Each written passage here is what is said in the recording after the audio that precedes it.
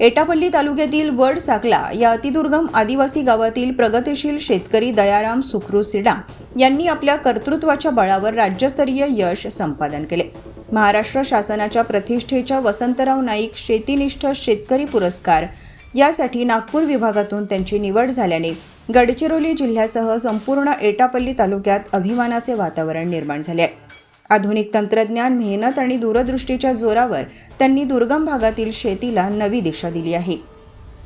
मर्यादित साधनसामग्री आणि अनेक अडचणींवर मात करत दयाराम सिडाम यांनी ड्रॅगन फ्रूट, फळबाग, बांबू लागवड, तूर, मूग, मका तसेच विविध भाजीपाला पिकांच्या माध्यमातून शेतीत उल्लेखनीय यश मिळवले.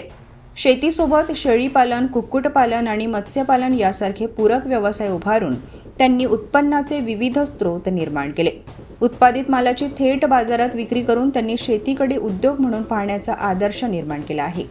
सेंद्रिय आणि नैसर्गिक शेतीच्या माध्यमातून विषमुक्त अन्नधान्य उत्पादनाला प्राधान्य देणाऱ्या दयाराम सिडाम यांचे कार्य आज अनेक शेतकऱ्यांसाठी प्रेरणास्थान ठरत आहे. कृषी विभागाच्या मार्गदर्शनासह विविध शासकीय योजनांचा प्रभावी लाभ घेत त्यांनी यशाचे शिखर गाठले. त्यांच्या या राज्यस्तरीय सन्मानामुळे दुर्गम आदिवासी भागातील शेतकऱ्यांच्या कर्तृत्वाला नवी ओळख मिळाली असून एटापल्ली तालुक्याच्या गौरवात आणखी भर पडली आहे.